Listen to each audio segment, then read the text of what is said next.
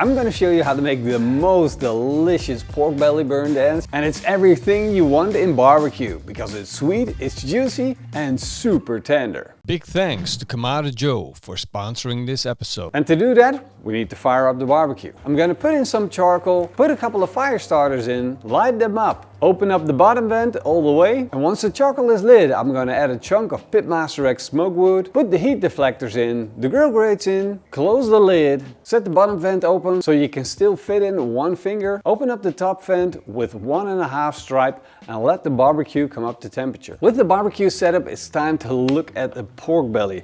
And I've got an exceptional version of pork belly here. And the thing that I always look for if I'm making pork belly burnt ends is a meaty pork belly. Now normally if you buy pork belly, you get loads of fat. That is why people love pork belly so much. However, if you're eating pork belly burnt ends and they have a lot of fat, your guests are going to be saturated way too fast. But there is a solution. And you're going to love this one. Just buy the cheapest pork belly you can find. This is super cheap pork belly and, well, almost no fat here. The next step in the process is to slice this pork belly up into cubes.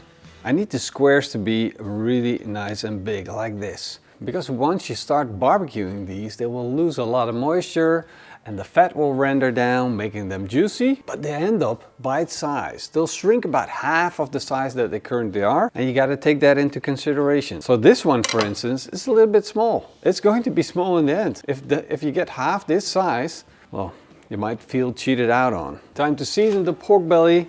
Therefore, I'm going to put them all in a tray because recently I've gotten a request to season it into a tray so I don't lose out on all that delicious seasoning, which I feel kind of makes sense. Naturally, I'll be using the PITMASTERX pork seasoning. You can almost call this a pork belly seasoning. No matter how hard you try, I'm going to make sure I get a little bit of it everywhere. We do want that color on the pork belly. Then I'm going to take this, put it on a tray like that. I'm going to put the rack on, and now you can also see why I'm using the rack. It comes in handy when you want to transport larger surfaces of food with smaller sizes. Normally a chunk of pork belly wouldn't fall through the grill grates, but the transportation is just going to be a lot easier. I'll let my barbecue smoke at a temperature of 120 degrees Celsius, which is around 240 degrees Fahrenheit. And we're going to keep it there until we like the color on our pork belly, which should be around a core temperature of 70 degrees Celsius. I'm just going to check after an hour or so, and then we'll see where we're at. In the meantime, we're going to make the most delicious barbecue sauce you ever tried. It starts with half a cup of ketchup, a quarter cup of the best apple juice you can find. Go for the artisan apple juice. A tablespoon of the PITMASTERX classic barbecue rub, 3 tablespoons of dark brown sugar, and a tablespoon of honey. Heat up that stainless steel Scottsburg pan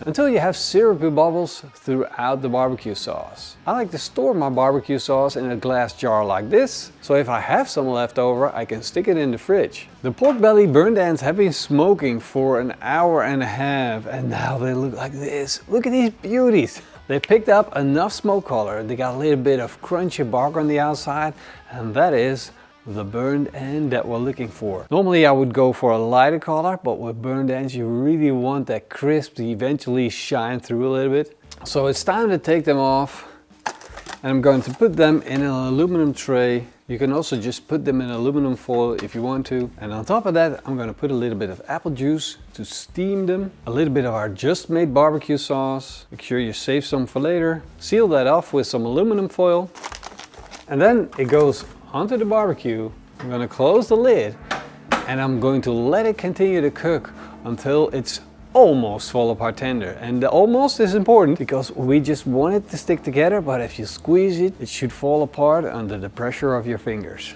It's been another hour, slow cooking at the same temperature. And now let's check to see how far along we are. They should be probe tender now at the point where they're almost fall apart. Oh, nice and soft. Oh, they're over the temperature, but they're super nice and soft. I'm gonna do the last thing to get them nice and crispy. Take them out, put them on the grill grate. Now they can go back on the barbecue. PITMASTERX sweet apple barbecue sauce. I just want a thin layer of that applesauce on top of that because it's super sweet and it's gonna caramelize real easy. Oh, look at the end result. I want to bite into it so bad, but don't. You'll make that mistake only once, but you'll definitely regret that. They're super, super hot. So I'm just gonna plate them up, and at the same time, I'm gonna let these rest. They are so good and so delicious. Goes well with beer. Just keep on stacking. Go check out our website. All the recipes are there, by the way. So if you want a print out version of the recipe, it's there. And for now, I'll give these a try. That was a super satisfying bite. It's juicy, it's smoky, it's just a one bite snack that you can serve up. This still is the perfect barbecue snack. It's only a couple years old, but it's already a classic.